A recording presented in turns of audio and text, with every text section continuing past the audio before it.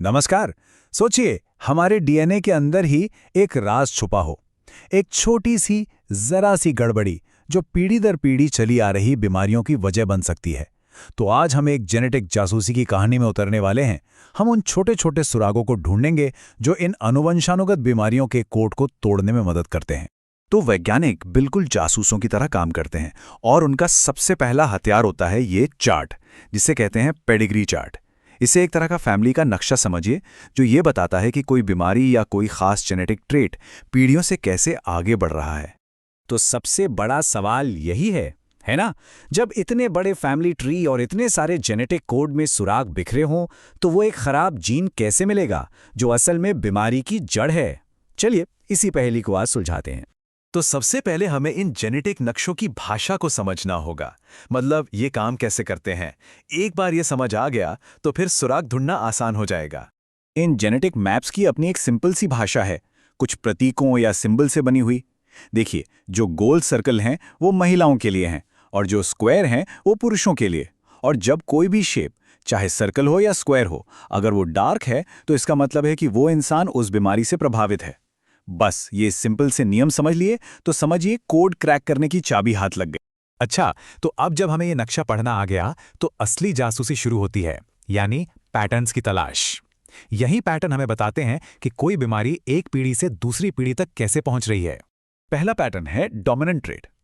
इसे ऐसे समझिए कि बीमारी फैलाने के लिए जीन की सिर्फ एक कॉपी ही काफी है, बस एक।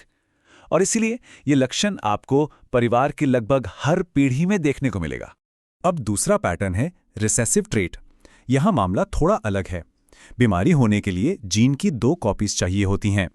इसका मतलब ये हुआ कि माता पिता में बीमारी के लक्षण दिखे बिना भी वो इसके कैरियर हो सकते हैं। और यही वजह है कि ये बीमारी कई बार पीढ़ियों को स्किप कर जाती है और अचानक सामने आती है। ये इसे और भी ज्यादा रहस्यमयी बना देता है। तो जो सबसे जरूरी बात याद रखने वाली है वो ये है, डोमिनेंट ट्रेट हर पीढ़ी में दिखता है, जबकि रिसेसिव ट्रेट छिप सकता है और कई पीढ़ियों बाद अचानक सामने आ सकता है। यही छोटा सा फर्क जासूसों के लिए, मतलब साइंटिस्ट के लिए, एक बहुत बड़ा सुराग होता है। लेकिन आज के जमाने के जो जेनेटिक जासूस हैं, उनके सामने एक बहुत बड़ी चुनौती है। अब बात सिर्फ एक परिवार की नहीं है, बल्कि डेटा के एक बहुत बड़े समंदर की है। हाँ, तो कभी कभी जेनेटिक मैप बिल्कुल ऐसा दिखता है, एकदम साफ सुथरा, समझने में आसान। कुछ पीढ़ियां हैं, कुछ लोग हैं। और फिर आती है असल दुनिया की तस्वीर। ये चार्ट भी एक ही परिवार का है, लेकिन देखिए कितना बड़ा और कितना कॉम्प्लेक्स है।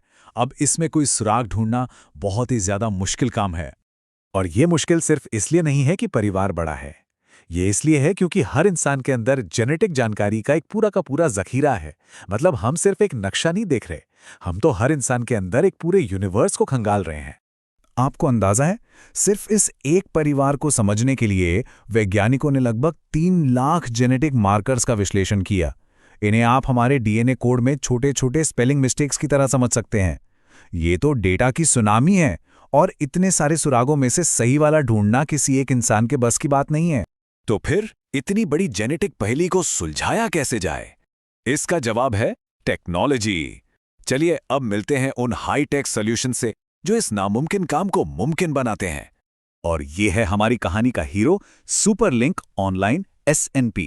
ये एक बहुत ही पावरफुल कंप्यूटेशनल टूल है, एक तरह का सुपर पावर्ड असिस्टेंट जो बहुत बड़ी मात्रा में डेटा को चुटकियों में प्रोसेस कर सकता है। अब ये डिजिटल जासूस एक बहुत ही सिस्टमैटिक तरीके से काम करता है। सबसे पहला स्टेप, फिल्टरिंग।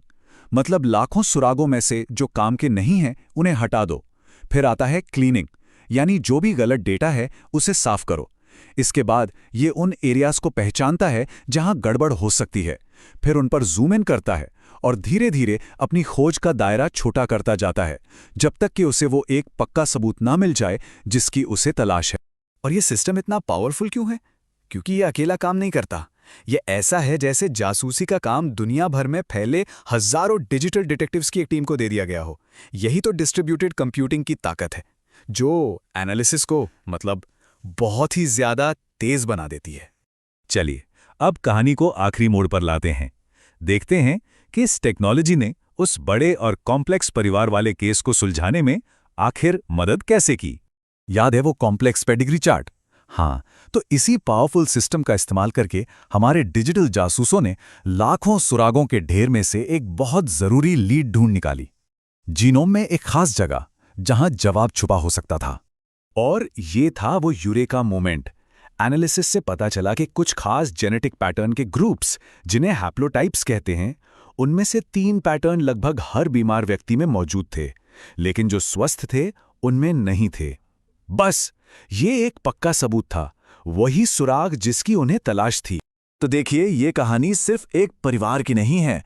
ये टेक्नोलॉजी आज दुनिया भर के साइंटिस्ट्स को अल्जाइमर से लेकर सिस्टिक फाइब्रोसिस जैसी अनगिनत बीमारियों के जेनेटिक वजह ढूंढने में मदद कर रही है। ये मेडिसिन के भविष्य के लिए एक बहुत ही पावरफुल टूल है। और जैसे जैसे हमारे डिजिटल जासूस और तेज और बेहतर होते जा रहे हैं, हम और भी मुश्किल जेनेटिक पहेलियां सुलझा पा रहे हैं। तो ये सोचना तो बनता है कि अगला कौन सा जेनेटिक रहस्य सुलझेगा और उसका हम सब के लिए क्या मतलब होगा। Right here, right now. Subscribe and join